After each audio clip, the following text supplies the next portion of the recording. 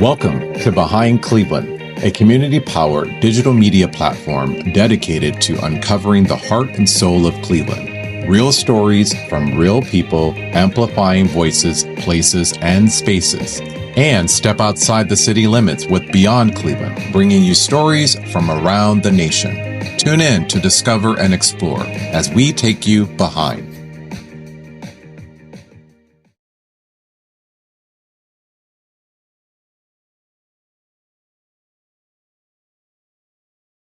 The bond between a mother and daughter, it's a narrative woven through time, as unique and intricate as the women who share it.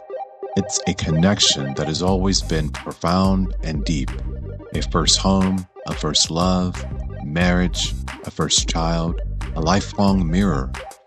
Yet, like all powerful currents, its shape and meaning have shifted across generations. Once perhaps more defined by traditional and societal expectation, today the bond often embraces a more nuanced dance of friendship, mentorship, and fierce mutual support. It's a living, breathing social connection reflecting our changing world and communities, our evolving understanding of strength, and our deepest human need for unbreakable tie. It smells yummy. And it tastes yummy, but Ooh. You can have a piece of something because you had a cookie earlier, but you can have popcorn or something else okay. before we go get some food.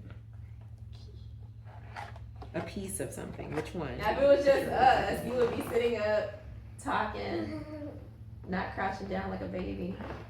Okay. London. Sit up. Okay. A friendship with our children is often a beautiful thing, a luxury even. Yet the essence of parenting often calls us to be more than friends. It calls for us to be guides. No! We're gonna get dinner. London, we're gonna get dinner. Go get your backpack. Stop acting. He's almost done. This doesn't mean ruling with an iron fist or demanding blind obedience. Instead, it's about a thoughtful, nuanced approach. Living with dignity ourselves, we can instill it in them, showing them how to navigate the world with self-respect and clearly defining what is acceptable and what is not. Have boomerang back from, Chicago, Atlanta, and most recently the last sort of 11 years before I came back to Cleveland. Oh boy, should we redo that? No.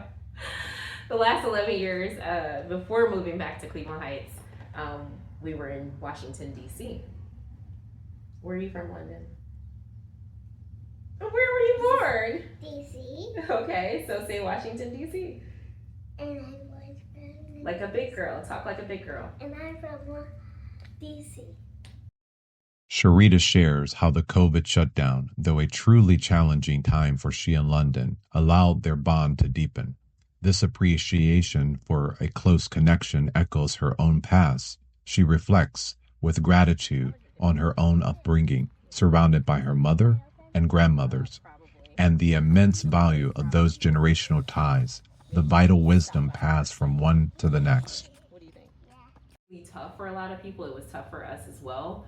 But I will say it allowed me a lot of opportunity to develop a really tight and strong bond with her. And I remember thinking, putting her in an in-home daycare in DC, thinking, how am I going to be away from my child every single day? And then the pandemic hit, and while it was really terrible and really scary, I could never have had that type of bonding opportunity that I had with her then. And that even includes getting colds and sicknesses from your children, because that happens too, right? You're always giving me your colds. So I think about my parents. My parents were young when they had me. They're Clevelanders. They were here, and I think they did a great job as young parents of exposing us to different things. And I'm happy to be back home too, so they can continue that, transferring some of that information, knowledge, family time to my child, and spending lots of time with her as well. I grew up with my grandparents in the same city, except for my grandfather. My grandfather lived in different states, but was able to grow up with my maternal grandmothers around, which was super important. I was really close to them, and so for her to be able to be near a grandparent or her grandparents, her maternal side, has been a blessing. So. Switching gears in our conversation, we began to discuss what it's like dating as a single mom and her past relationships. Charita recalls emphasizing to her former partner that building a strong, solid foundation within the relationship itself had to come first, long before thoughts of marriage or children. For her, the groundbreaking work was always paramount. Her journey to motherhood unfolded with its own unique timing. Charita had even set a personal cutoff age for herself. As life would have it, she became pregnant just about 1 year shy of that mark, welcoming her daughter at 40. She felt profoundly that this timing, this path, this new being or existence was, in her own words, supposed to be her story. And becoming a mother, that was a turning point for her. It prompted, as she puts it, a significant pivot, a call to think about life very differently. Suddenly, the focus shifted from being an entirely selfish person to being a parent. All right. Dating is really interesting for me because I went away to a boarding school, and dating is just different when you're in high school, right? You're used to the guy coming to the house, meeting your parents, and they kind of give them the once over. Your dad gives them the whole speech or whatever. And that didn't happen as much because I was away and I would come home. I had lots of friends. So I was a very big friend zone kind of girl. Like, everyone's my friend. So our house was kind of the house where my brother and I are close in age. We had lots of friends come over, guys and girls. They talked to my parents. They were very close to my parents. And if there was a guy that I was slightly interested in, he probably didn't know. I probably didn't let on to it, and they probably didn't know. So it was very different. And so, yes, I had some relationships in high school, but they were sort of like removed from home and that contact with the parents. College probably was like sort of the first time they sort of like met someone, and then, you're back in school. Dating now is so different being home because my parents have like a front page view, I guess, of my dating life. And so if I need to go out somewhere, obviously it's like, hey, can you guys, grandparents, watch your granddaughter or sibling? So everyone's sort of in your business. However, I think it's important for me to have that opportunity, to have a significant other and have that opportunity to date and to be with someone. And it's important to take time. And my mother said it recently, it's just interesting seeing, you date someone and then being able to see that on a regular basis is new for them. Even though I'm very grown, it's very, very new for them. And I'm always gonna be their daughter, no matter how old I am. That they are able to sort of like weigh in and give me their advice. And sometimes I'm not looking for their advice, but but yeah, other than that, I would say too, outside of dating, I am a girl's girl. So I love my sports, I love those things, but I love my girlfriends too. So like making time for them is really important. When I came back my first year or my first Galentine's in Cleveland, I organized like a Galentine's happy hour and got a bunch of different women from different walks of life. One person I had just met like 2 weeks before at a birthday party, and I invited her out. That has turned into a group chat of girlfriends that talk about everything, share events, share tickets. If someone can't make something, a few of us are single moms in that group. Some are, there's no one in that group that's married, actually, now that I think about it. No one's married in that group, but a few single moms and a few women who are partnered up. And it's been great to get to know sort of that new group. And then I'm also looking for like my mom tribe. So people who have children who are in my daughter's age group. Is super important for me to find people that, some cool, dope moms that I can hang out with, and that we kind of share sort of the same values and interests, and can get our children together too. I think that's important for me. Those are some of the things that I'm always like in need of, is the mom groups. Sometimes the most compelling insights emerge from not the formal questions, but from quiet, shared moments, like looking through old photos and artifacts. Charita offers such a moment, opening up more, providing a window into the very foundation of her world, her family. Recalling some of her most cherished moments, she described it as an awesome experience. For her, this wasn't just a static, old black and white image. It was a living, breathing timeline, showcasing the multiple generations intertwined. For Black families, these extended networks have historically played an especially vital role. They're often the bedrock, a crucial support system buffering against systemic challenges and paving the pathways to success. The active involvement of grandparents and other relatives, particularly the enduring strength often found in maternal lines, can forge legacies of perseverance and achievement. A powerful influence, all the more significant in a single-parent household like Charita's. This is an awesome picture of my family, my maternal side, and I had the privilege of knowing just about every single person in this photo, except for my Uncle Sam, who died when I was probably like 3 or 4, and I think they were in California. But these are my great-great-grandparents, and I knew both of them.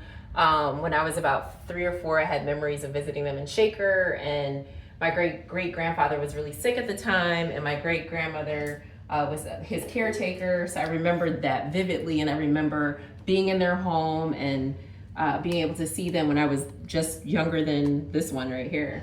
So if you look here closely, you see my mom here. These two kind of look alike. My mom, my uncle. These are my grandparents, so my mom's parents. And then my great-grandparents, who I also knew, and I spent a lot of time with them in middle school. Although her life revolves around being a parent to her daughter, London, as she puts it, the most important role above all else, she still makes time to be a member of her community, sitting on the board of FutureHeights. She also, despite the enormous job of single motherhood, manages well enough to have a thriving career in health equity, senior health manager at Special Olympics. To navigate this primary role alongside her demanding life, Charita relies upon a powerful tool, boundaries. She sees them as super important. Essentially, every relationship, whether it's professional, with friends, even co-parenting, or even with her own parents and family members. It's about confidently creating the life you need. She believes in ensuring your own well-being without causing undue harm to others, even if it means navigating others' discomfort. For Charita, these boundaries are the framework for balance and integrity, the key to being a very good parent. I'm a parent first, more than anything. So when it comes to my child, that comes first. And if it's, I have to put boundaries around certain things. And I always want her to show up for her.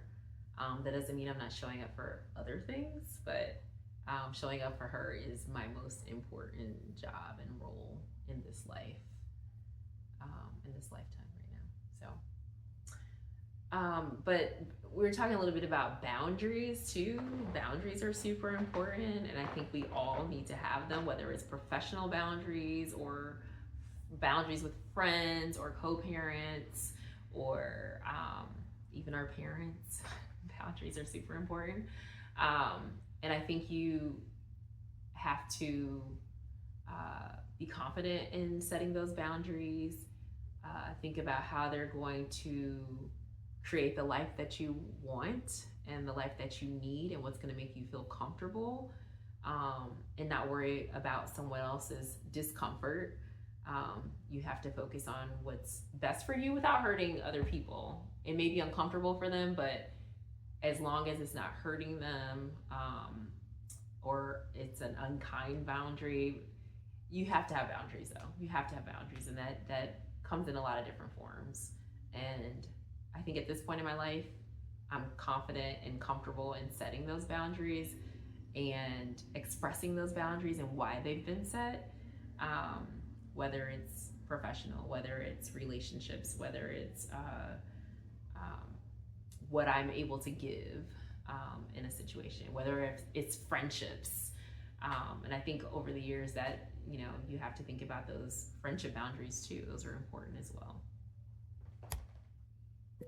In every life, there are currents, the deep, unseen forces that shape our choices, our resilience, our very definition of home. For Charita Boseman and daughter London, those currents flow from a rich delta, an unwavering commitment to her daughter, the profound strength drawn from generations of family, a career dedicated to equity, and the spirit firmly rooted in her Cleveland community. For Charita and London, who have beat the odds, their journey, this personal story of fortitude and intentional living gains even a deeper resonance when viewed against a broader societal landscape. Nationally, statistics paint a complex picture. According to 2023 data from the Annie E. Casey Foundation, 64% of Black children in the U.S. live in single-parent families, compared to 24% of that of white counterparts. However, like all information and data, how you interpret it and from which vantage point it's being viewed can often determine how one views the world around them versus the lived experience of others. Charita and London, in their new vibrant Cleveland life, are not just living their story, they are defying the numbers which say they should be something other than what they are. A relationship made of love, understanding, legacy, and inclusion.